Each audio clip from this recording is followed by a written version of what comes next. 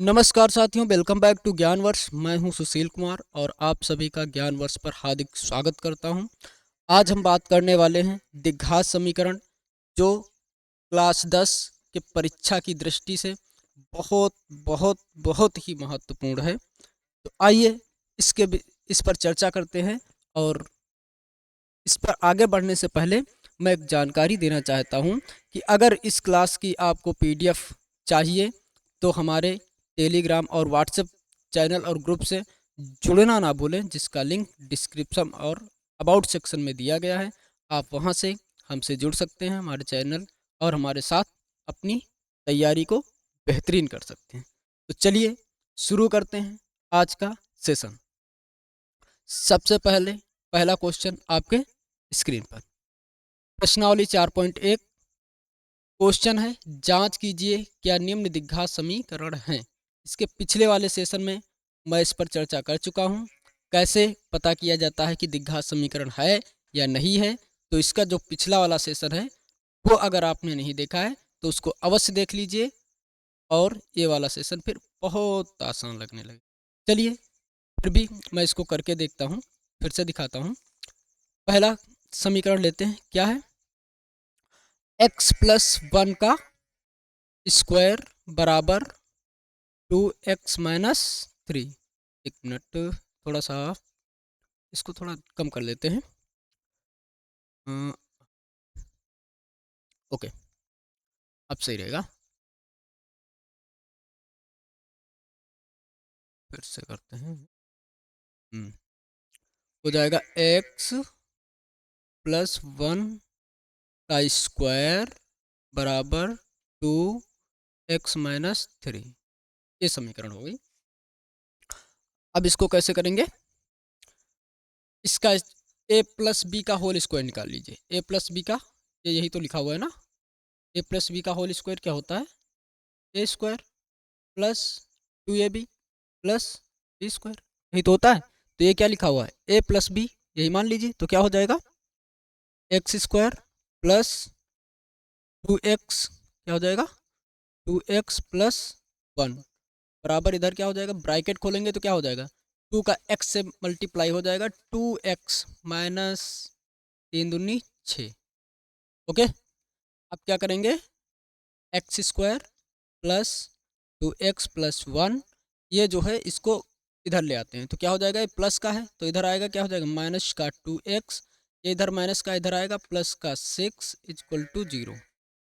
अब क्या करेंगे, एक्स स्क्वायर, यहाँ 2x है, यहाँ 2x है, माइनस का है प्लस का है, तो ये क्या हो जाएगा, कट जाएगा, बचेगा क्या, 6 प्लस और 1, क्या हो जाएगा, 6 =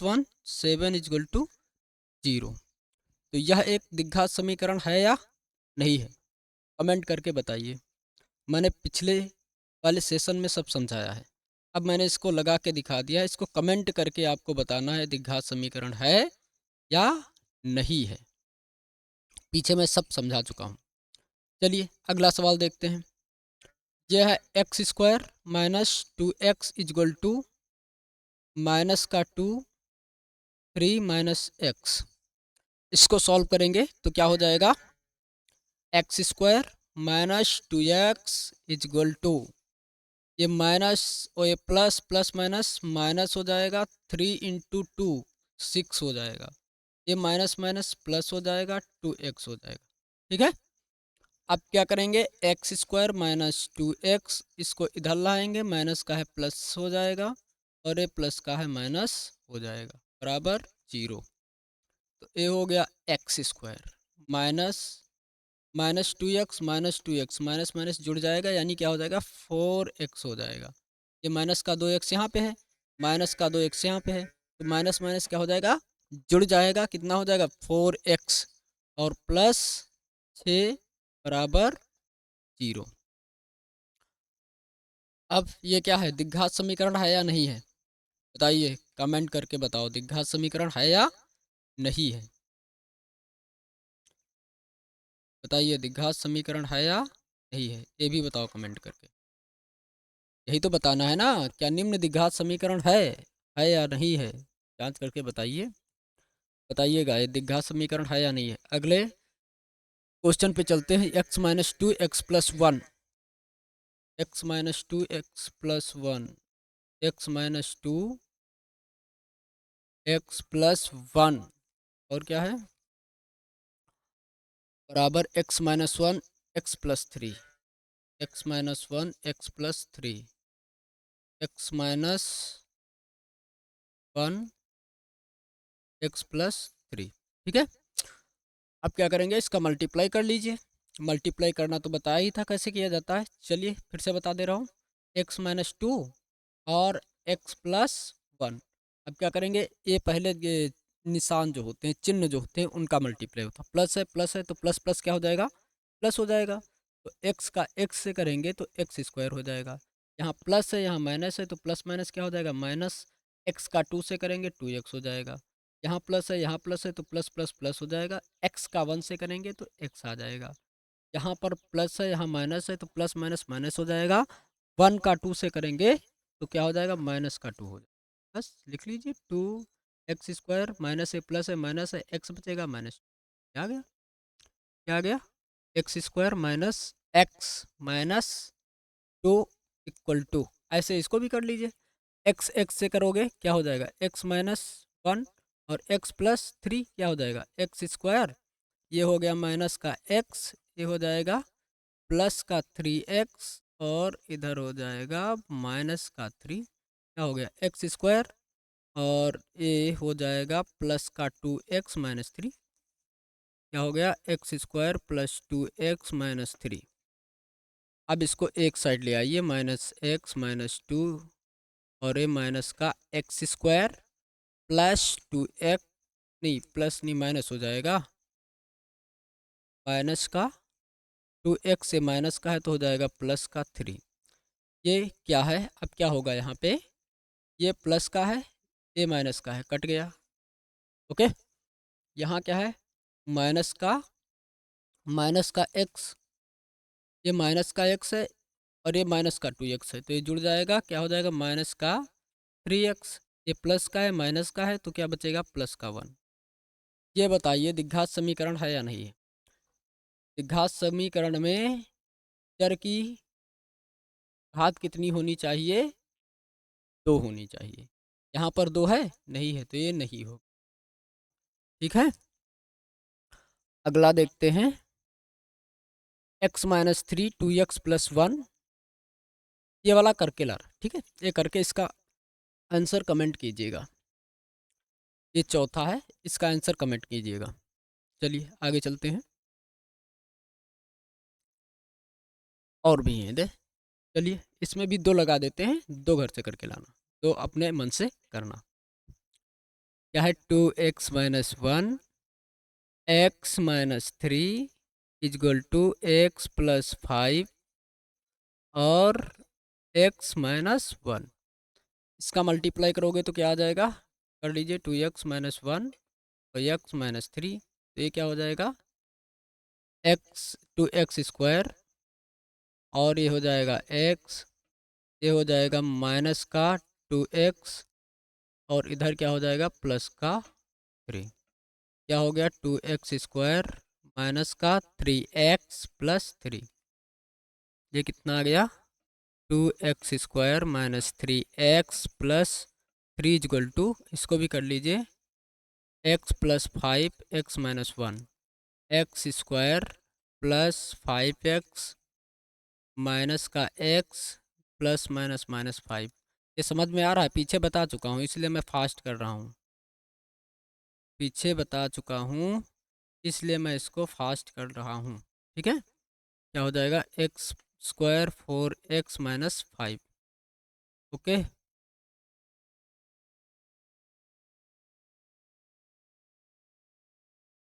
तो मिटा देते हैं।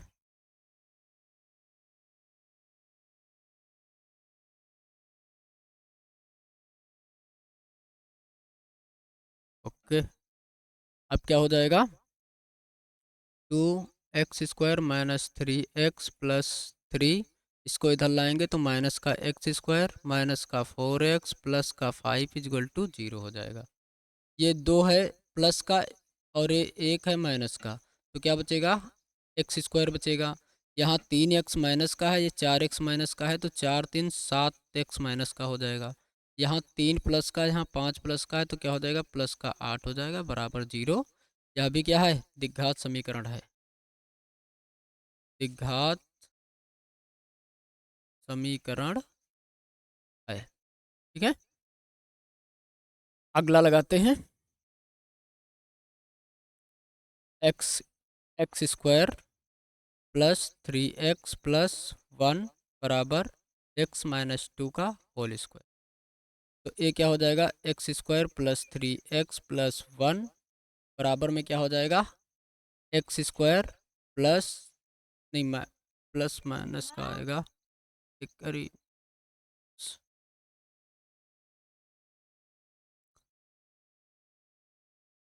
हाँ क्या आएगा, माइनस का आ जाएगा 4x, फिर प्लस का आ जाएगा 4। अब सॉल्व करते हैं, इसको सॉल्व कर लीजिए।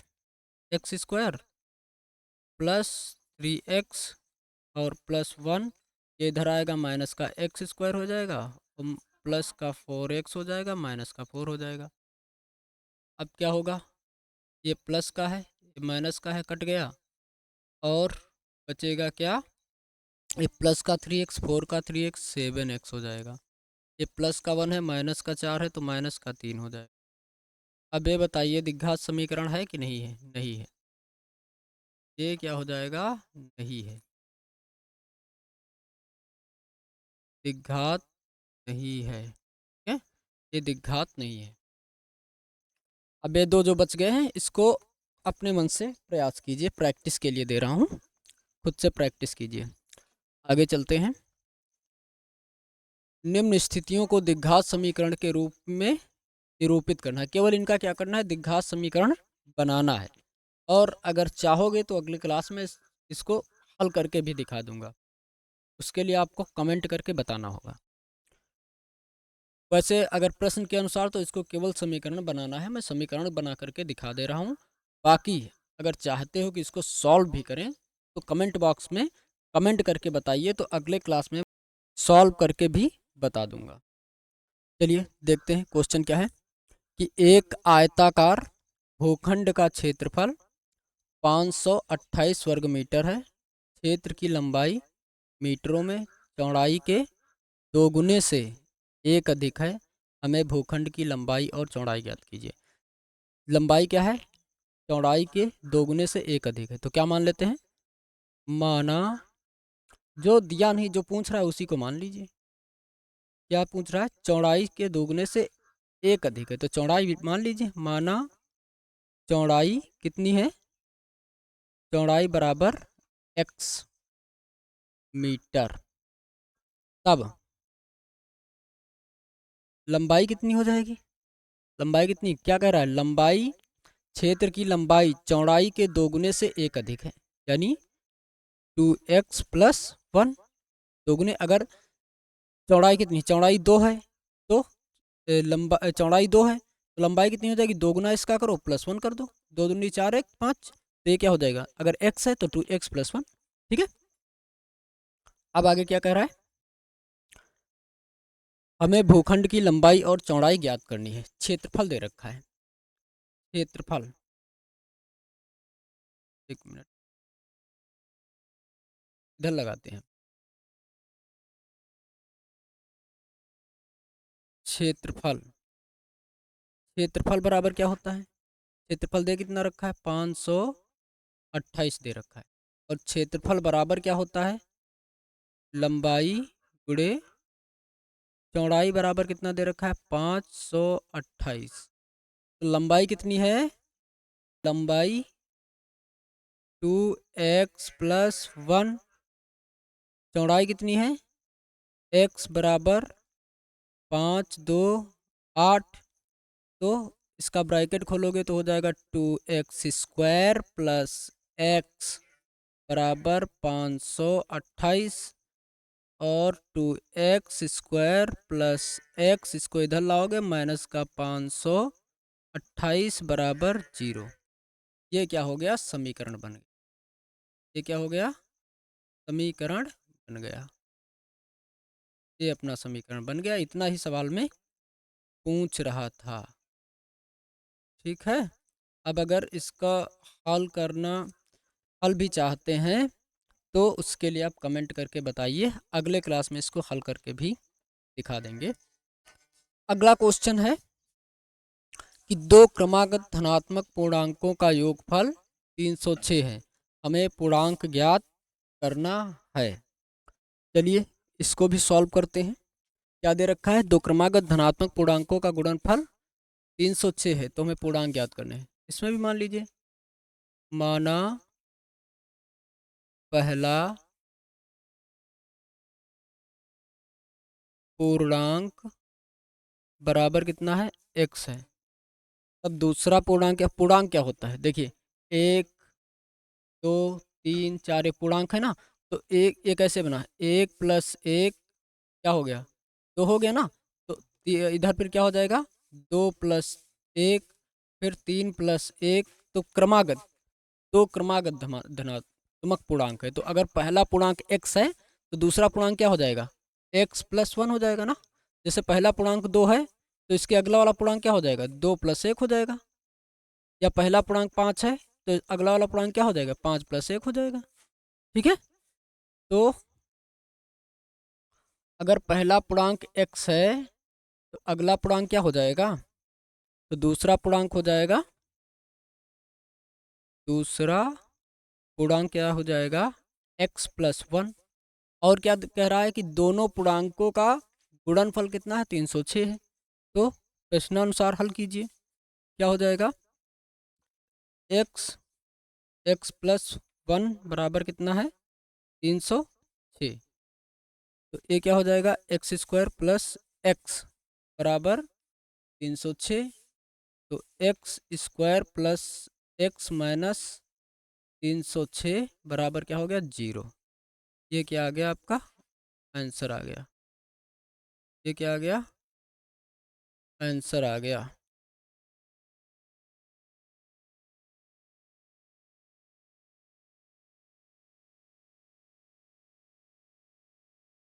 ये आंसर हो गया आपका। चलिए अगले सवाल पे चलते हैं।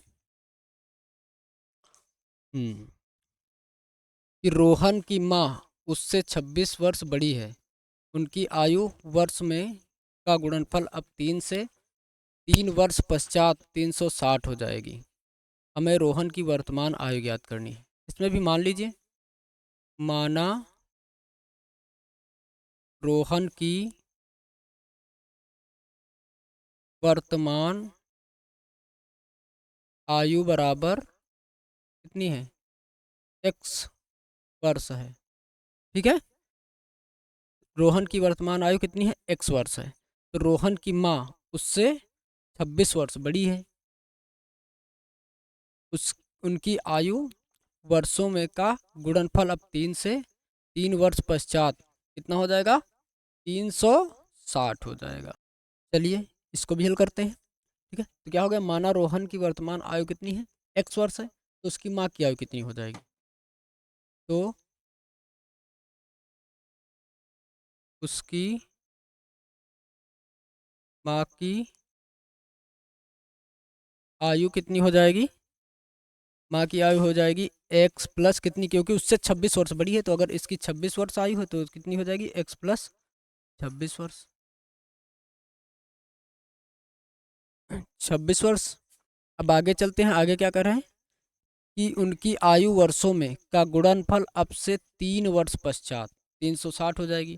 तो अभी अगर इतनी है तो 3 वर्ष बाद कितनी हो जाएगी? 3 वर्ष बाद रोहन की आयु, 3 वर्ष बाद रोहन की आयु क्या हो जाएगी? अभी अगर x है तो 3 वर्ष बाद क्या हो जाएगी? 3x वर्ष हो जाएगी। तो 3 वर्ष बाद माँ की आयु कितनी हो जाएगी? माँ की आयु हो जाएगी x प्लस 26 + 3 हो जाएगी। यानी कि ये कितना आ जाएगा? x प्लस 29 हो जाएगी। x प्लस 29 हो जाएगी। अब क्या कह रहा है कि दोनों के आयु का गुणनफल कितना हो जा रहा है? 360। यानी एक्स प्लस 3 और एक्स प्लस 29 बराबर कितना हो रहा है? 360। तो क्या हो जाएगा, इधर लगा लेते हैं, एक्स प्लस 29 और एक्स प्लस 3, ये हो जाएगा एक्स स्क्वायर प्लस 29x, ये हो गया तुम्हारा 3x और प्लस 3×9 = 27, 3×2 = 8, 87। कितना आ गया ये आ गया आपका एक्स स्क्वायर प्लस 9×3 = 12, 32x और प्लस 87 बराबर 360। अब क्या करेंगे, ये हो गया आपका x square plus 32x plus 87 minus plus 87। अब इसको क्या करेंगे, इस तरफ ले आएंगे तो माइनस का 360 हो जाएगा।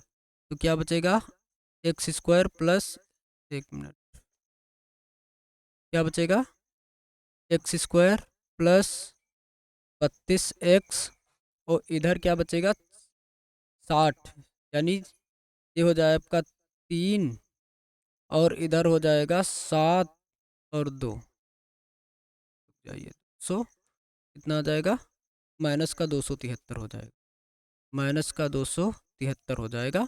ये क्या हो गया, आंसर आ गया आपका, ये क्या हो गया, आपका आंसर आ गया। आगे चलते हैं।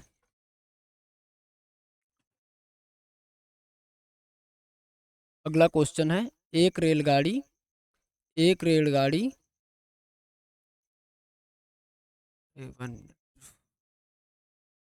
एक रेलगाड़ी 480 किमी की दूरी समान चाल से तय करती है। यदि इसकी चाल 8 किमी प्रति घंटा कम होती तो वह दूरी उसी दूरी को तय करने में 3 घंटे अधिक लेती। हमें रेलगाड़ी की चाल ज्ञात करनी है। चलिए सॉल्व करते हैं। तो इसमें क्या करेंगे, क्या पूछ रहा है, रेलगाड़ी की चाल पूछ रहा है। जब रेलगाड़ी की चाल पूछ रहा है तो हम क्या मान लेंगे, माना रेलगाड़ी की चाल बराबर कितनी है, x किलोमीटर प्रति हर्ष, ठीक है, x किलोमीटर है, x है, ठीक है। तो जब इसकी चाल x है तो दूरी बराबर या समय पूछ क्या रहा है, समय बराबर क्या हो जाएगा, समय बराबर क्या हो जाएगा, समय या दूरी बराबर क्या होता है, दूरी बराबर क्या होता है, दूरी बराबर होता है चाल बटे दूरी बराबर, चाल बराबर दूरी बटे समय होता है ना, चाल बराबर दूरी बटे समय होता है, चाल बराबर दूरी बटे समय होता है। तो समय बराबर क्या हो जाएगा, दूरी बटे चाल हो जाएगा। तो समय बराबर क्या आ जाएगा, दूरी, दूरी कितनी है 480, 480 बट्टे चार, और चाल कितनी है, चाल है एक्स, एक्स हो गया, ओके। ये तो हो गई पहली स्थिति। अब दूसरी स्थिति क्या कह रहा है, यदि इसकी चाल 8 किलोमीटर प्रति घंटा कम होती, यदि इसकी चाल 8 किलोमीटर प्रति घंटा कम होती, तो पहले चाल कितनी थी, x किलोमीटर थी, तो दूसरी चाल क्या हो जाएगी, दूसरी चाल क्या हो जाएगी, अरे रुक जाए, दूसरी चाल क्या हो जाएगी, दूसरी चाल बराबर क्या हो जाएगी, जब x-8 हो जाएगी, तब समय कितना लगेगा, तब समय बराबर क्या हो जाएगा, 480 बटे x-8। तो अब क्या कह रहा है कि वह उसी दूरी को तय करने में 3 घंटे अधिक लेती है। हमें रेलगाड़ी की चाल ज्ञात करनी है। चलिए सॉल्व करते हैं इधर। अब होगा क्या, अब अगर क्या करें, मान के चलो पहले कितनी थी, पहले थी 12 किलोमीटर की स्पीड थी, पहले 12 किलोमीटर की स्पीड थी, बाद में क्या हो गई, 8 घंटे कम हो गई, यानी कितनी बची, कितनी बचेगी, 12 से 8 माइनस 4 बचेगी। तो ये कितना टाइम अधिक ले रहा है, कितना टाइम लेगा, अगर पहले ले रहा था कितना 4 घंटे मान के चलो, तो बाद में कितना लिया, बाद में हो गया 8 घंटे, 8 से ज़्यादा, 8 घंटे मान के चलो हो गया। तो यहाँ पर टाइम का डिफरेंस कितना आ रहा है, यानी कि मान लो 3 घंटे या 4 घंटे अधिक समय ले रहा है। तो यहाँ 4 में से 4 इस प्रकार से इस फार्मूले पे रख के निकाला जाएगा। तो कैसे निकालेंगे, आइए इसको भी रखते हैं इसी तरीके से। देखो, पहले कितनी थी चाल, पहले थी 480, 480 बटे एक्स। तो इसमें से इसकी चाल कितनी कम हो गई, ये कम हो गई 480 बटे एक्स माइनस 8। डिफरेंस कितना आ गया, इतना आ गया। ठीक है, 3 का डिफरेंस आ गया, 3 का डिफरेंस आ गया। चलिए 1 मिनट थोड़ा सा, 480 बटे ये एक्स माइनस 8 माइनस 480 बटे क्या हो जाएगा, एक्स बराबर कितना डिफरेंस है, 3 का डिफरेंस है। अब क्या करेंगे, इसमें एलसीएम ले लीजिए, एलसीएम लोगे तो क्या आएगा, एक्स, एक्स माइनस 8 ऊपर क्या आ जाएगा, ये हो जाएगा 480 एक्स, और इधर क्या आ जाएगा 480 एक्स माइनस 8 बराबर 3। यहाँ पर क्रॉस मल्टीप्लाई कर लीजिए, साथ में इसको हल करेंगे और क्रॉस मल्टीप्लाई भी कर लेंगे।